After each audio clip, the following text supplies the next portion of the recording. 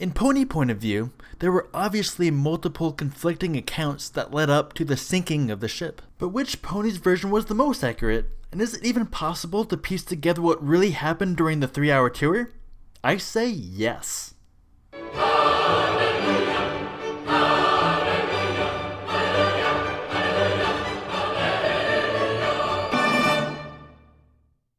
We all know the ending of the episode, but what I'll do is attempt to piece together the most credible scenes in a play-by-play action with 100% accuracy. I don't suppose there's any chance you might be, exaggerating things just a little? Yeah, okay, you got me there. But in order to know who is the most credible, we must assess each pony's bias. So naturally, Rarity's account has a very slanted bias against Applejack. So you can reel out the ridiculous version of Pirate Applejack. But it sure was the most entertaining version if you ask me. And to make matters more complicated, Pinkie Pie blames Rarity for the sinking ship because of the exaggerated accounts of all the luggage her friend bought. And Pinkie Pie's version points to a peculiar bias we sometimes run into when facing conflict. It involves seeing ourselves in the best light possible while projecting all or most of our guilt and blame upon others and their actions.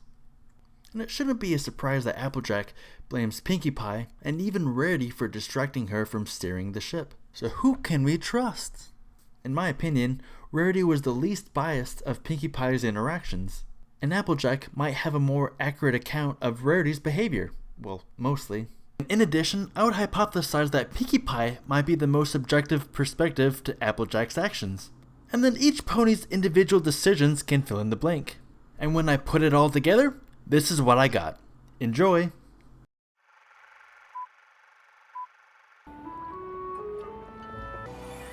I had brought a small bag with just a few key essentials. La la la! Prepare yourselves for the most luxurious boat outing that ever outed a boat. That sounds fun. Ahoy, mateys! Batten down the hatches, y'all, 'cause this here's gonna be a boat ride of adventure! I can live with that. All right, mateys, but just y'all wait till you see the high seas adventure I've got planned.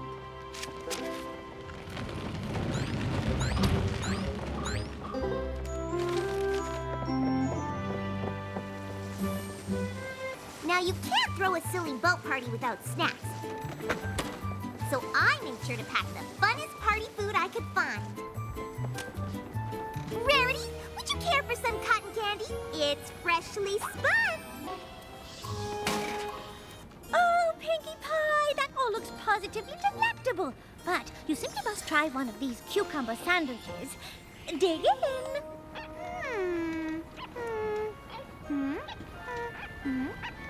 Betcha I can fit them all in my mouth. Pinkie, darling, please.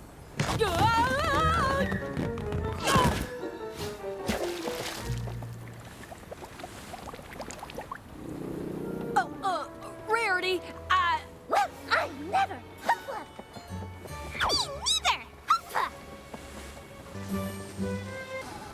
It's PWT, pinata whacking time. Huh. Oh, you were serious? Well, that's adorable.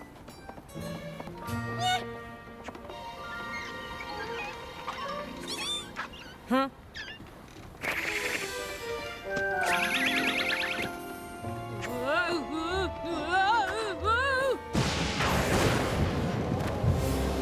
Looks like we need to change course.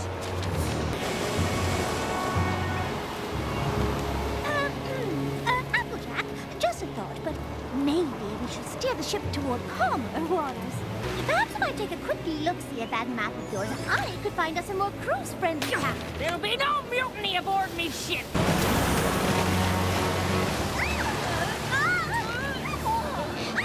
Tug of war? Now we're talking. Whoever wins gets to be captain.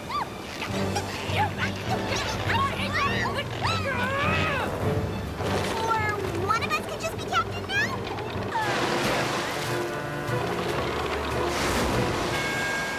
Oh, don't worry, dear. Luxury cruises never sink.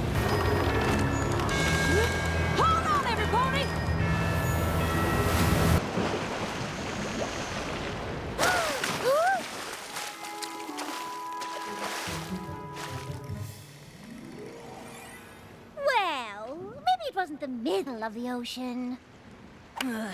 So there you have it. Click right here if you wish to skip back and replay the story again. I also recommend watching the episode one more time before rewatching my interpretation so you can come to your own conclusion.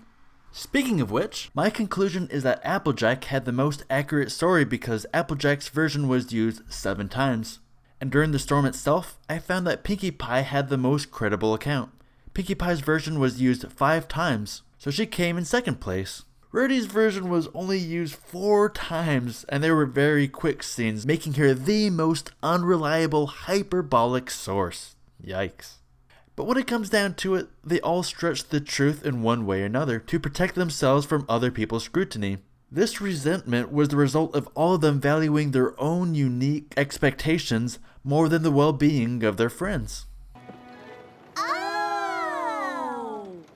This reminds me to let your bitterness, wrath, anger, clamor, and slander be put away from you, along with all your malice. Be kind to one another, gentle-hearted, forgiving one another, as you yourself have been forgiven. I thank you for watching this video and staying subscribed. Give me your opinion on the most credible description on what happened, or your thoughts of the real culprit, the lovable sea monster. I personally didn't see that one coming. This is Hallelujah Brony.